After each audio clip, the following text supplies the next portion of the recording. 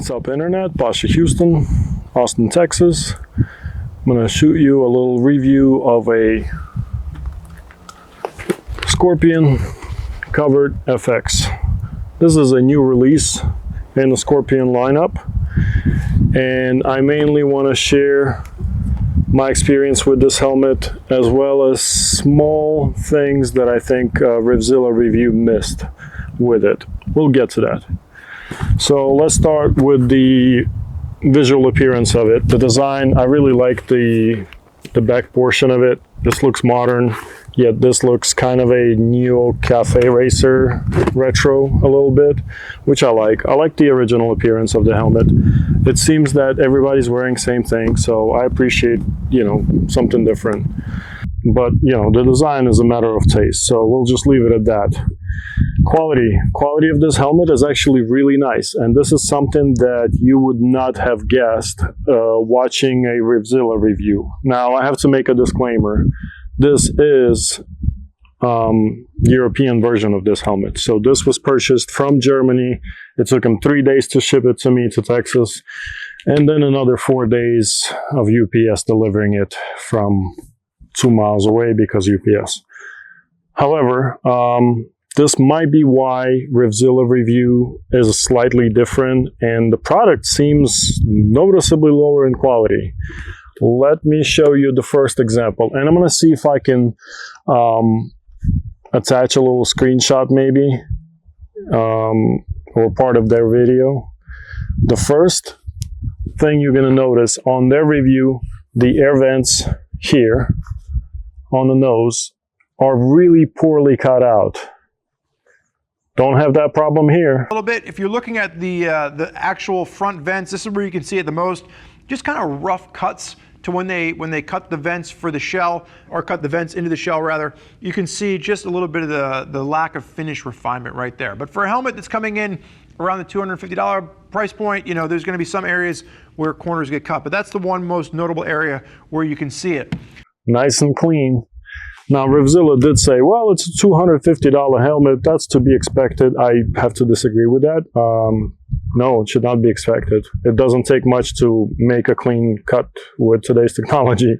I don't know. That helmet that they showed in their review, these lines here, they look like they were made out of Play-Doh or something. Now, again, it could be that European models are just noticeably better in quality. That's a possibility.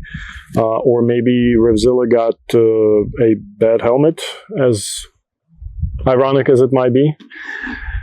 Let's see. The second thing, and I think this will be whether it's US spec or European helmet, it's going to be same.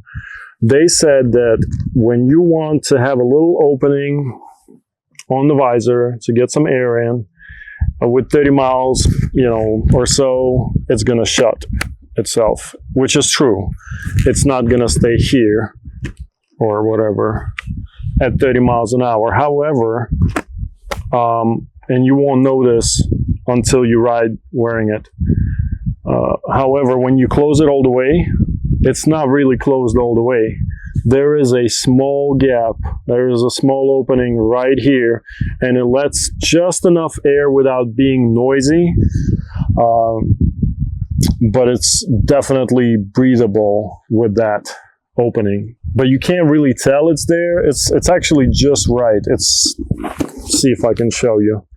Now, I don't know if you're going to be able to see because of the smoked visor that it's slightly open, but it's there. I didn't know it until I started riding, and then I'm like, wait, I feel a little bit of air coming in, and that's when it's closed, when it locks itself. Here. There. That's locked.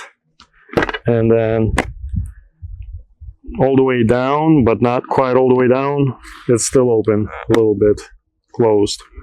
So I really appreciate this feature, actually. This is something I didn't see on more expensive helmets, to be honest. And the other thing that I appreciate on this visor setup, let's see if we can bring you in a little bit. How would you explain it? Okay, if you wrench, you know how ratchets have so many teeth, like 72 tooth ratchet, 96 tooth ratchet, and it gives you that precision? Well, same here. It's just there's like so many ribs on this little locking mechanism that you kind of like you lower it and you can stop it anywhere. You see what I'm saying? And it feels good too when you do it.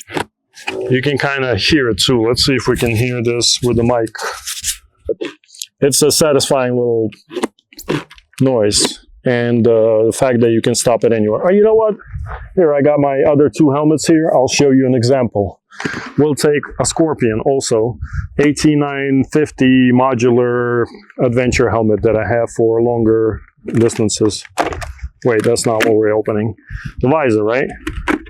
Here, this is your lowest position, and it's too big. The opening is too big. It gets too windy, too noisy. Boom, closed. You see what I'm saying? This is bad. And then the next one, and then the next one, and then that's it. So there's only like 4 positions between open and closed, versus on the Covert FX, you stop it anywhere you want. See what I'm saying? So this is pretty awesome, actually. I think Revzilla misrepresented it a little bit. The other thing, being a Eurospec, it doesn't have the double D loop system. It has a quick release latch system, which I really appreciate, and that's why one of the reasons I purchased it from Europe. Super easy to take off and put on with gloves on. The other cool feature is these 2 pieces here are reflective, so drivers can see you a little bit better. I think that's a nice touch. Overall, the material on the pads inside is super nice and plush. I really appreciate that. Versus, let's say, Shoei. I have issues wearing Shoei because of that. Shoei, to me personally at least, it feels like wearing that scratchy sweater that you hated as a kid every time I put on the Shoei helmet. This is really nice and soft in here. I really appreciate the materials that they use. Same goes for the other Scorpion and even the Icon, to be honest. My old helmet.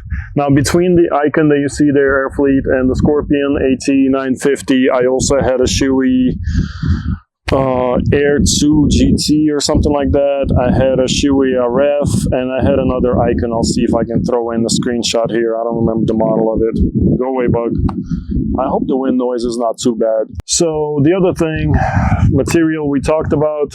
The other thing I'm gonna add is a screenshot from the Revzilla review, maybe, so you can see the inside of the helmet. They removed the padding. I don't feel like doing it, but inside here at the top portion there's like these huge ridges that go across like this, which helps with ventilation a lot. Well, you only have that one exhaust vent at the top, or the one intake vent at the top of the helmet. You got these really deep channeled cutouts that help to really just promote airflow from the front to the back. The other difference is the helmet they reviewed was plain white, with the air vents being black and the exhaust vent in the back, that little spoiler thing, being black. It looked super cheap. It just looked like just a lower quality helmet altogether, I'm saying. So I really dig the white instead of black inserts. And this big ass X, this design, I really appreciate this design here. Ventilation, these small little openings, they are small. My right, this way is the open, my left is closed, but like I said, with the visor just having this little opening here and these here, which you open and close from the inside, there's plenty of air flow in the helmet. It's breathable. Now again, you don't see DOT on here because once again, this is not an American version of this helmet. Cena is, or any other, I guess, intercom system is easy to install. Some of the helmets, they have like a curve going here to where it makes it a bit more difficult to install your intercom, or the shape here on the side. This is not the case with the Covert FX. It's super easy to throw on your intercom. It works well, it sits well, it doesn't rub anything. The openings for the speakers are there. I have no problem with them. I thought they might have been a little bit shallow, but they weren't. It feels pretty comfortable in here. Let me, I guess, show you a close-up of the helmet so you can see what I see. And yeah, it just looks really quality. And then the next thing is this chin piece here. You see it's thicker material, it's pretty sturdy, it sits underneath this wide rubber seal, and so it just sits in place. And this is an old helmet, but even when it was new, the design of this piece here is just, you see what I'm saying, it's just, it doesn't want to stay in there too much, and overall it's kind of flimsy. But again, this icon, so you know, it's kind of a bucket. I do really just appreciate the comfort of this helmet. That's why I still wear it, and I've had it forever. It's a, you know, topic for another video maybe, but the icon, the padding, the way it sits and where it is for my face is just such an amazing fit. And visibility is badass on the Air Fleet. Same goes here. Visibility is pretty good. That's the other factor. Going back to Shoei helmets, I feel like I'm a ninja where I wear a Shoei helmet. It's just like such a narrow opening. I feel like there's a lot of blind spots. Not the case here, not the case with the AT950, not the case with the Icon, as I mentioned. So good visibility also. I haven't ridden in the rain, so I don't know what to tell you about that. I'm pretty sure it's going to be just fine because, again, this sealed. Unlike, well, the Icon is horrible in the rain. The modular here, I mean, I don't know, it's not ideal. So yeah, the other thing, this thing comes with 2 visors from factory. It comes with a clear and it comes with a smoked, which is super cool. They're very easy to remove, although very sketchy. I'm not even going to bother. It's like a third take on this video, and I just hate removing it. And it takes, you have to manhandle it a little bit. It feels a little sketchy. I just don't want to leave any more fingerprints. I have to clean it after every time I remove it. If you will see macro style. 2 arrows, you line them up, and just pull it out. A little bit of force. I don't usually keep more than one visor with me, so I don't care, but if that's something you do, this is super fast to switch the visors on the Covert FX. And then I guess the last thing I want to mention, it's a fitment guide factor. This helmet is made more for a narrower kind of a oval face, I guess. I'm pretty sure Scorpion mentions that in their fitment guide, but just in case, I guess I'll mention that as well. Back here, I see there's actually a weight, 1400 grams, plus minus 50. Okay. It's fairly quiet. In comparison to these, it's definitely quiet, noticeably quieter helmet.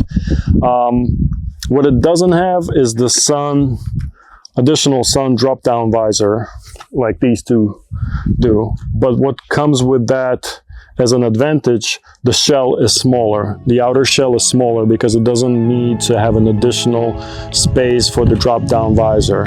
So physically, they're all same size, but this is noticeably smaller. The outer shell is noticeably smaller, and you will notice it when you ride. It's quiet, fairly quiet, again, for the price, let's say. I think this will do for our first English-speaking video, totally spontaneously recorded. And if it was informative and if it helped you choose the helmet, leave a like, or if generally you like the video. I appreciate that, and it will keep me motivated to make more videos. This channel now will be in English only going forward. I have one video brewing, but unlike this one, it takes editing, and video editing is it's a process. Y'all have a wonderful day and smooth riding. Deuces.